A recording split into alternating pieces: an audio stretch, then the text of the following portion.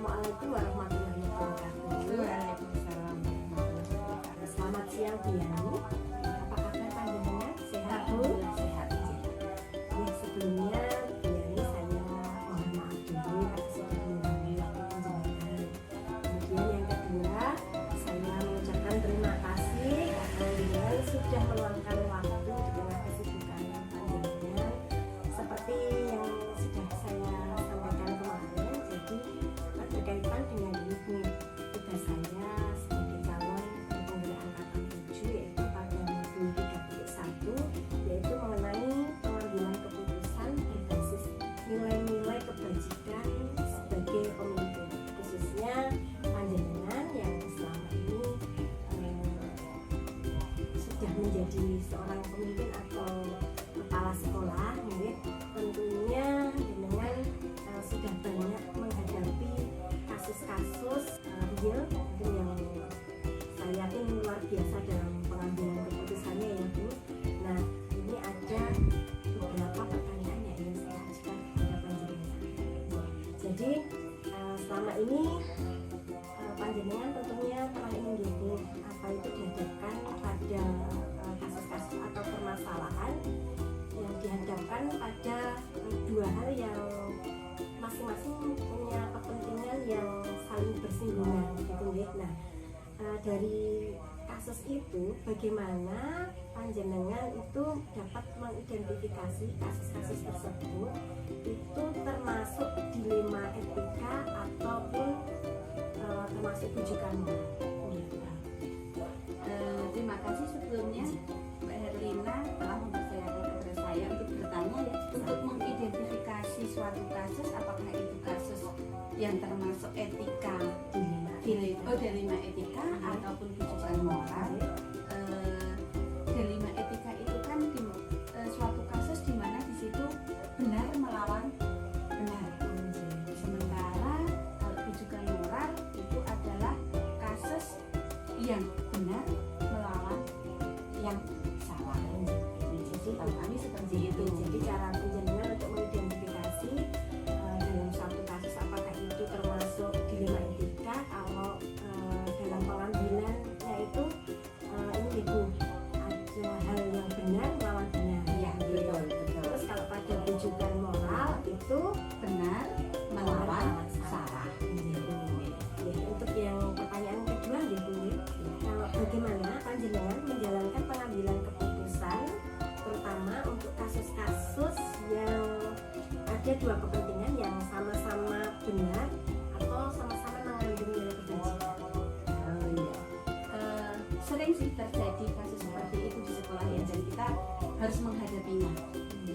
Tapi saya selaku kepala sekolah di mana baru 1 tahun, mungkin pengalaman belum terlalu banyak. Tetapi pernah juga terjadi di mana di situ ada kasus yang mengandung nilai kebajikan. Nah, ketika kita mengalami atau ada kasus seperti itu di sekolah, kita lihat dulu atau kita gunakan asas manfaatnya. Ya, manfaatnya itu lebih besar atau lebih kecil, atau di mana di situ justru kasus itu malah mengandung kemudorotan atau apa ya namanya kejelekan. Nah, jadi kita timbang antara asas manfaatnya dan asas kemudorotan. Jadi kesimpulannya jika terjadi permasalahan yang di dalamnya itu ada nilai-nilai kebajikan, jadi jadinya menggunakan yang asas manfaat. Jadi manfaat mana yang lebih besar itu yang kita gunakan. Nah, langkah-langkah atau prosedur apa yang biasa jenengan lakukan selama ini memutuskan? Iya, ketika ada kasus ya, berarti kan di situ ada pihak-pihak yang berlawan, ada pihak-pihak yang saling berkaitan, ada pihak-pihak yang saling mempengaruhi. Nah, ketika ada kasus sebelum kita memutuskan, itu yang pertama, siapa dulu yang terlibat kasus tersebut? Yang pertama. Kemudian yang kedua, kita mau meminta pertimbangan. Seperti saya, pengalaman saya di sekolah masih sangat sedikit. Menjadi kepala sekolah baru 1 tahun. Dan di sekolah itu pasti ada yang lebih senior daripada saya. Sehingga saya juga akan meminta pertimbangan kepada orang yang lebih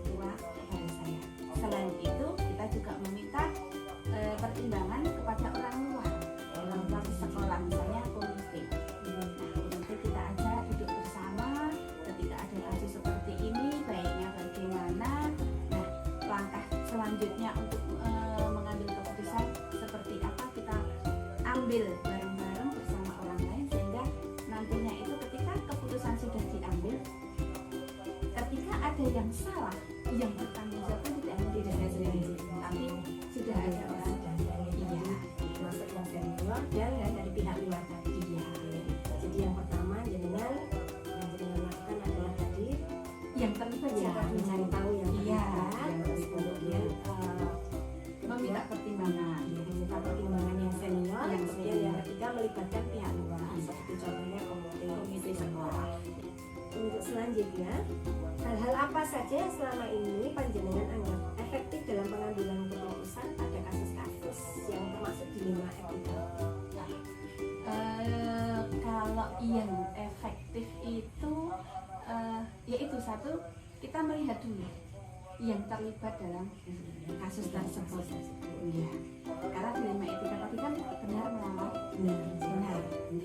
Kemudian ketika kita di sekolah itu kita menganggap bahwa orang lain atau teman-teman guru itu bukan sebagai anak buah atau bukan sebagai bawahan kita, tapi sebagai partner kerja.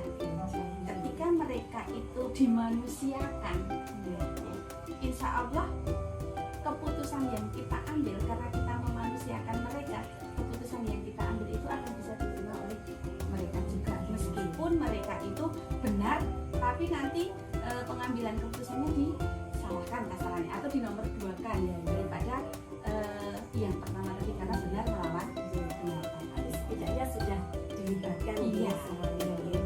Jadi apapun keputusannya mereka sudah terlibat, jadi mereka sudah tahu yang mana yang terbaik. Selanjutnya ini tantangan dalam pengambilan keputusan pada kasus-kasus dilema etika, tentunya selama ini ada tantangannya nih Bu. Iya, bisa diceritakan tantangannya. Ya. Kalau tantangannya itu saya itu orangnya nggak tegelan. Jadi ketika ada kasus di situ berbenturan dengan aturan yang ada. Nah, satu sisi dia berkasus seperti ini karena alasan tertentu.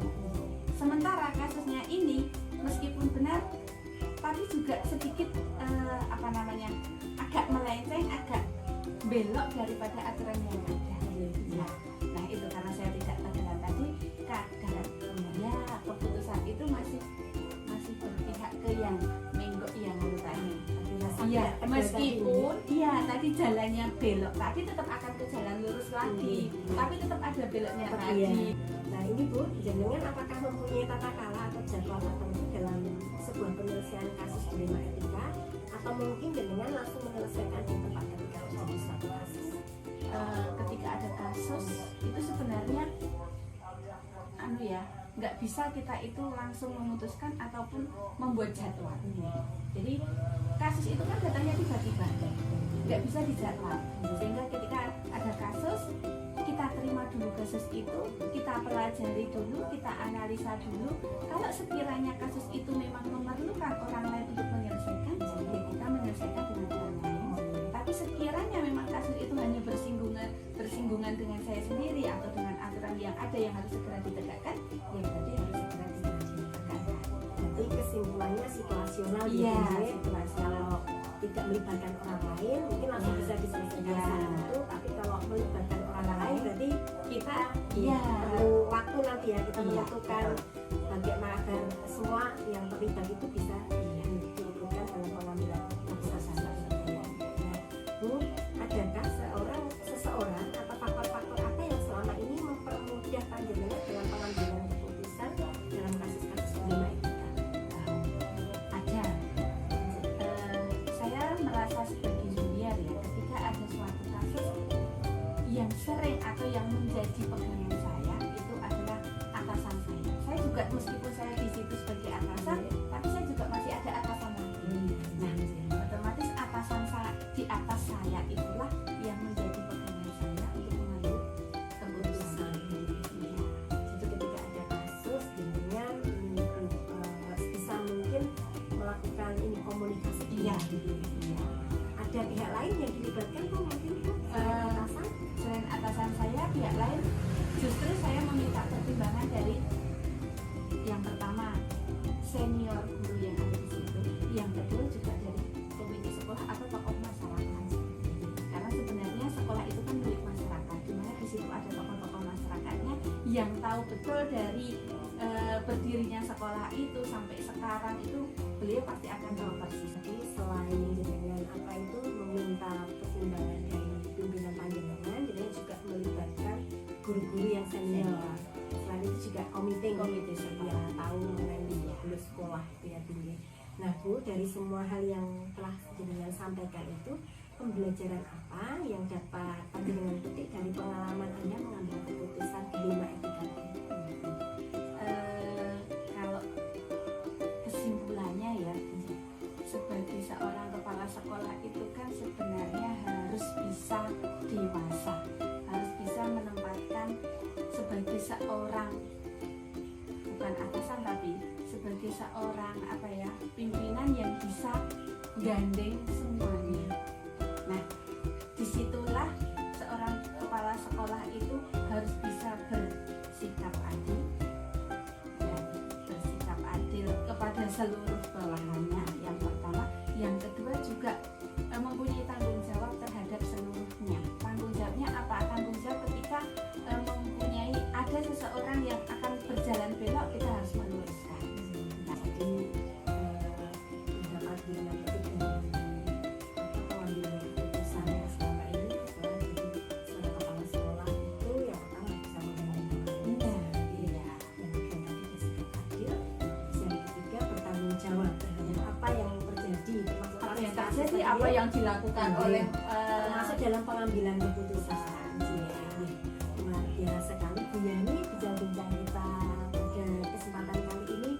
Mudah-mudahan pengalaman panjenengan ini bisa menjadi pembelajaran bagi saya, menambah wawasan saya Bu dalam pengambilan keputusan. Mudah-mudahan nanti bisa saya terapkan di sekolah saya, baik nanti saya entah jadi pemimpin sekolah ataupun pemimpin pembelajaran di kelas untuk murid-murid saya maupun untuk teman-teman rekan sejawat. Ya Bu Yani, sekali lagi saya ucapkan terima kasih, matur suwun, mohon maaf sudah mengganggu waktunya. Ya, saya akhiri, wassalamualaikum warahmatullahi wabarakatuh. Waalaikumsalam warahmatullahi wabarakatuh. Assalamualaikum warahmatullahi wabarakatuh. Waalaikumsalam warahmatullahi wabarakatuh. Selamat siang Bu Zubaidah. Ya, selamat siang. Sebelumnya saya mohon maaf, ini saya sudah mengganggu waktu penjenengan di siang hari ini. Terus yang kedua, saya mengucapkan terima kasih Bu, karena di sela-sela waktu panjenengan yang begitu padat, jenengan masih meluangkan waktu untuk saya. Seperti yang kemarin sudah saya sampaikan Bu, jadi hari ini saya ingin belajar dari panjenengan mengenai beberapa hal kaitannya dengan tugas saya Bu sebagai calon guru penggerak angkatan 7 ini, yaitu di modul 3.1 mengenai demonstrasi kontekstual.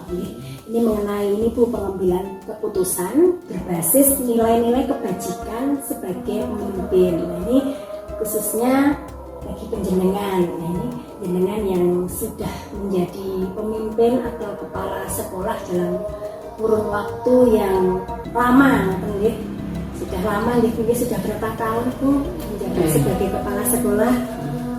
Sebenarnya sih saya belum begitu lama, karena baru 10 tahunan. 10 tahun.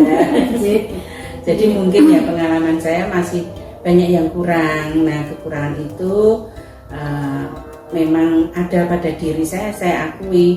Mungkin memang dari kemampuan saya yang sangat terbatas, sehingga tidak bisa semua hal yang harus dimiliki oleh seorang pemimpin, mungkin ada kekurangannya ya di sini.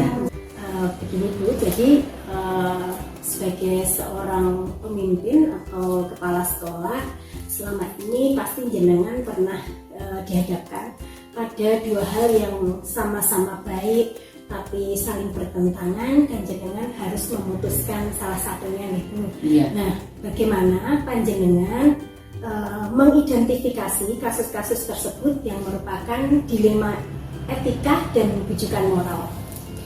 Iya. Menurut pendapat saya, yang dimaksudkan dengan dilema etika itu sendiri, yaitu di mana suatu masalah yang terjadi ketika kita memutuskan antara dua pilihan, antara kedua pilihan itu keduanya benar. Itu yang dimaksud dengan dilema etika. Sedangkan yang dimaksud dengan bujukan moral yaitu di mana suatu masalah itu yang terjadi ketika kita harus memutuskan ada dua pilihan, yaitu satu benar, satu salah. Itu Bu. Jadi ini ya Bu ya. Jadi cara jenengan mengidentifikasi kasus yang merupakan dilema etika atau bujukan moral. Jadi tadi kalau jenengan sudah menyampaikan bahwa kalau yang dilema etika itu ketika dihadapkan pada suatu kasus atau permasalahan di mana dalam mengambil keputusan itu dihadapkan antara satu atau dua pilihan yang benar. Itu yang dilema etika dipilih. Kemudian untuk yang bujukan moral itu ketika dihadapkan pada suatu kasus di mana keputusan yang panjenengan akan ambil itu dihadapkan antara dua pilihan yaitu benar dan salah. Itu betul.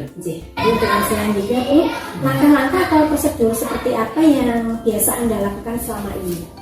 Langkah dalam itu Bu, menghadapi kasus yang mengandung tadi Bu, dilema etika tadi Bu. Untuk langkah-langkah yang kami ambil biasanya guru ataupun karyawan itu kita panggil, ya, kemudian kita ajak bicara dari hati ke hati, empat mata, jadi hanya saya dan yang bersangkutan, tidak ada orang lain. Sehingga kenapa saya kok hanya berdua? Karena saya tidak ingin masalah itu sampai diketahui oleh temannya, karena saya takut, yang saya khawatirkan beliau jadi malu. Nah, kemudian setelah kita panggil, kita ajak bicara bersama, kita ajak obrol, akhirnya akan menemukan titik temu. Jadi berarti langkah atau prosedur yang menjadi lakukan selama ini jika terjadi kasus adalah memanggil guru atau karyawan tersebut, kemudian diajak berkomunikasi empat mata Bu. Untuk selanjutnya Bu, hal-hal apa saja yang selama ini Anda anggap efektif dalam pengambilan keputusan pada kasus dilema etika? Kalau saya itu biasanya ya hanya cukup sekali atau dua kali saja, tapi setelah saya memberikan masukan, saran dan lain sebagainya, dengan kita awasi setiap harinya bagaimana, adakah perubahan dan tidak. Kalau misalnya belum ada, ya kita ingatkan lagi, juga kita bicara empat mata juga.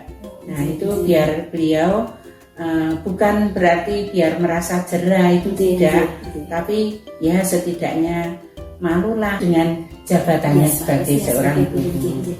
Nah, terus Bu, apa selama ini yang menjadi tantangan dalam pengambilan keputusan pada kasus-kasus dilema etika Bu?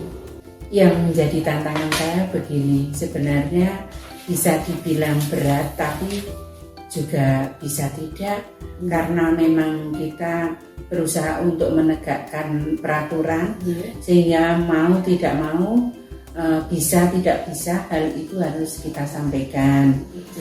Untuk selanjutnya Bu, apakah jenengan mempunyai sebuah tata cara atau jadwal tertentu Bu dalam penyelesaian kasus dilema etika? Apakah jenengan langsung menyelesaikan di tempat atau mungkin punya jadwal untuk menyelesaikan atau bentuk prosedur seperti apa yang Anda ini lakukan selama ini? Ini untuk jadwal, saya tidak punya jadwal. Jadi situasional. Kalau ada masalah ya di situ itulah kita segera untuk mengambil langkah. Saya memang orangnya tidak suka menunda-nunda segala sesuatu. Kalau memang ada waktunya, kalaupun tidak ada ya kita luangkan waktu agar segera diselesaikan. Jadi tidak ada jadwal tertentu Tidak. yang susun. Jadi ketika ada permasalahan atau kasus ya saat itu juga nih. Iya. Kalau tidak, misalkan saat itu belum bisa, nanti dengan meluangkan waktu Iya. agar segera terselesaikan. Iya, Jadi, gitu. nah itu kalau selanjutnya Bu, mungkin ada seseorang atau faktor-faktor apa selama ini yang mempermudah jenengan atau membantu jenengan dalam pengambilan keputusan dalam kasus-kasus yang termasuk dilema etika tadi. Iya. Yang membantu, Iya. saya merasa terbantu Iya. oleh Bapak Ibu guru yang lain. Jadi Termasuk tadi yang Iya. disebarkan fitnah itu. Iya. Ya? ketika ada suatu masalah, kok saya itu kadang-kadang perlu curhat juga dengan Bapak Ibu guru. Ya, perlu curhat. Kalau saya mengambil langkah seperti ini, bagaimana Bapak Ibu? Kalau seperti ini, bagaimana Bapak Ibu? Itu sering kali saya lakukan. Karena saya khawatir kalau saya melakukan ini, ya memang itu wewenang kepala sekolah. Tapi bagaimanapun juga saya tidak akan melupakan pendapat dari Bapak Ibu guru semua. Tetap saya pakai itu pendapat dari Bapak Ibu. Saya tunggu, saya pakai untuk diterapkan di permasalahan tersebut. Nah, dengan demikian, kalau saya menyampaikan itu pada Bapak Ibu guru, kalau itu kasusnya berat, kan saya tetap harus curhat juga. Nah, kalau itu kasusnya berat, saya minta pertimbangan dari Bapak Ibu. Nah, lewat itulah saya merasa terbantu. Jadi luar biasa sekali nih Bu, jenengan sebagai seorang pemimpin yang dimana sebenarnya pemimpin itu punya hak sepenuhnya untuk mengambil keputusan, tapi dengan masih melibatkan guru-guru yang lain dengan harapan untuk membantu kasus yang jenengan hadapi gitu. Pertanyaan yang terakhir Bu, dari semua hal yang sudah jenengan sampaikan tadi Bu, pembelajaran apa yang dapat panjenengan petik dari pengalaman panjenengan mengambil keputusan yang merupakan dilema etika? Ketika kita jadi pemimpin, sebaiknya kita jangan menggunakan kekuasaannya. Jadi bagaimanapun keadaannya, seperti apapun masalahnya, sebaiknya kita jangan lupa untuk melibatkan rekan kerja. Jadi apabila mereka kita anggap itu rekan kerja, beliau akan merasa nyaman. Kalau kita jadi pemimpin, jangan merasa paling, tapi lebih baik kita jadikan rekan kerja itu saling. Nasihat yang luar biasa Bu, mudah-mudahan di kemudian hari itu bermanfaat bagi saya. Jadi kesimpulannya Bu sebagai seorang pemimpin jangan merasa yang paling, tapi saling dengan bawahan, dengan Bapak Ibu guru yang lain, rekan kerja agar mereka merasa nyaman termasuk dalam pengambilan keputusan seperti itu. Jadi luar biasa sekali Bu, bulan kita siang hari ini banyak sekali pembelajaran yang saya peroleh, terutama dalam pengambilan keputusan. Tadi sudah panjenengan sampaikan beberapa contoh. Ternyata menjadi seorang pemimpin itu tidak mudah, apalagi ketika dihadapkan dalam suatu kasus di mana harus memutuskan suatu kasus yang dihadapkan pada berbagai dilema itu. Bu Zubaidah, terima kasih atas waktunya yang sudah diberikan kepada saya. Sekali lagi saya mohon maaf sudah menyita waktu panjenengan. Mudah-mudahan apa yang saya peroleh dari panjenengan bermanfaat buat saya sekarang dan kelak di kemudian hari, dan nanti menjadi perbaikan buat saya. Bagi saya sendiri pribadi, dan mudah-mudahan juga nanti berimbas di sekolah ini. Itu harapannya. Sebagai guru juga nanti saya juga bisa menjadi pemimpin pembelajaran bagi murid dan bagi teman-teman, terutama dalam pengambilan keputusan. Seperti itu Bu. Terima kasih Bu Zubaidah. Lebihnya saya mohon maaf apabila tadi dalam penyampaian kata-kata saya ada yang menyinggung perasaan panjenengan. Saya mohon maaf ya sebesar-besarnya. Saya akhiri. Wassalamualaikum warahmatullahi wabarakatuh. Waalaikumsalam warahmatullahi wabarakatuh.